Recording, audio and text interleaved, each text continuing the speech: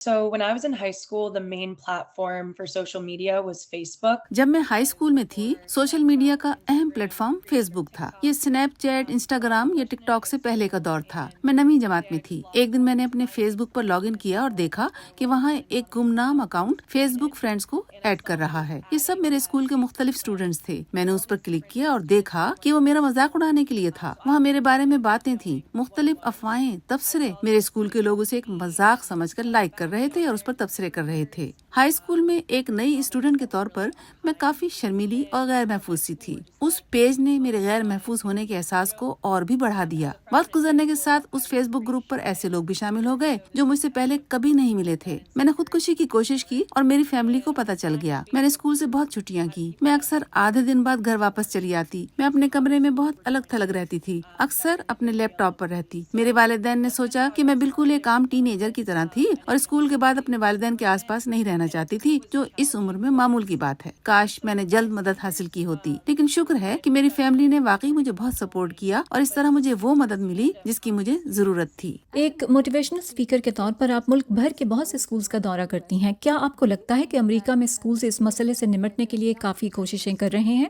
میں سمجھتی ہوں کہ لوگوں کے دوسروں پر دھونس جمانے اور اسکولوں میں ذہنی صحت کے بارے میں بات کرنے کے سلسلے میں کافی بہتری آئی ہے۔ اگرچہ مجھے لگتا ہے کہ سائبر بلنگ کا مسئلہ بدتر ہوتا جا رہا ہے، لیکن بہت سے اسکولز اس کے بارے میں بات کر رہے ہیں۔ پچھلے 10 برسوں میں بطور موٹیویشنل اسپیکر اسکولوں میں جا کر میں اسٹوڈینٹس میں تبدیلی دیکھ رہی ہوں۔ وہ ذہنی صحت کے بارے میں بات کرنے میں ہچکچاتے نہیں۔ آج کل بہت سو کے پاس تھراپسٹس ہیں۔ بہت سے لوگ اپنی ذہنی صحت کے لیے مدد حاصل کرتے ہیں۔ آج کے دور کی ایک خوفناک بات یہ ہے کہ ٹک ٹاک جیسے سوشل میڈیا پلیٹ فارمز اتنے کھلے ہیں۔ میں جب فیس بک پر سائبر بلنگ کا شکار تھی تو میرے فیس بک اکاؤنٹ پر فرینڈز یا ان کے فرینڈز وہ سب کر رہے تھے، لیکن ٹک ٹاک پر ہو سکتا ہے کوئی مکمل اجنبی لوگ جو پوری دنیا میں کہیں بھی رہتے ہوئے سائبر بلنگ کر رہے ہوں۔ اسکولز بہتری کے لیے جتنا کر سکتے ہیں کر رہے ہیں، لیکن سوشل میڈیا اتنی تیزی سے بڑھ رہا ہے کہ اس سے ہم آہنگ رہنا مشکل ہے۔ واضح طور پر مزید کام کرنے کی ضرورت ہے، کیونکہ اگر آپ اس کے بارے میں بات نہیں کر رہے ہیں تو یہ بچے خاموشی سے تکلیف اٹھا رہے ہیں اور خودکشی کی بات کر رہے ہیں۔ یہ غلط فہمی ہے کہ اگر آپ خودکشی کے بارے میں بات کریں گے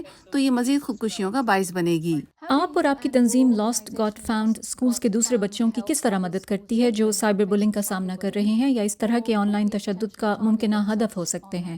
لاسٹ گاٹ فاؤنڈ ایک آن لائن پلیٹ فارم بن گیا جہاں ان افراد نے کہانیاں شیئر کی جن پر مختلف ذہنی بیماریوں، سائبر بلنگ، خودکشی کی کوشش یا خودکشی کرنے والے کسی فرد کو کھو دینے کے اثرات ہوئے۔ جب میں اسکولز میں جاتی ہوں، اپنے تجربے کے بارے میں بات کرتی ہوں تو وہ آڈیٹوریم یا جمنازیم میں بیٹھے میری گفتگو سننے والے ان اسٹوڈینٹس کے لیے ہے تاکہ وہ جان سکیں کہ وہ اکیلے نہیں ہیں۔ اس کے بعد میں اکثر اسٹوڈینٹس کو آتے دیکھتی ہوں۔ وہ اپنے تجربات شیئر کرتے ہیں جن سے وہ گزرے تھے جب وہ خاموشی سے تکلیف میں تھے اور انہیں لگتا تھا کہ وہ مدد حاصل نہیں کر سکتے تھے، اور اکثر بچے کہتے ہیں اب وہ سوچ رہے ہیں کہ وہ اپنے والدین اور اسکول کو اس بارے میں بتائیں گے۔ صرف ایک قابل بھروسہ بالغ کو بتانا کہ کیا ہو رہا ہے واقعی اس بچے کے لیے ایک بڑا فرق پیدا کر سکتا ہے۔ نفسیاتی بلنگ آپ کو بہت تنہا کر دیتی ہے، یہ جاننے کے باوجود بھی کہ آپ کے پاس سپورٹ سسٹم موجود ہے۔ اگر آپ کا بچہ انتہائی چڑچڑا ہے، اسکول نہیں جانا چاہتا، بیمار ہونے کا بہانہ کرتا ہے یا اسکول میں نرس کے دفتر جا کر گھر جانے کی کوشش کرتا ہے، وہ بچہ جو خود کو الگ تھلگ کر رہا ہے ہمیشہ اپنے فون، لیپ ٹاپ یا آئی پیڈ پر ہے،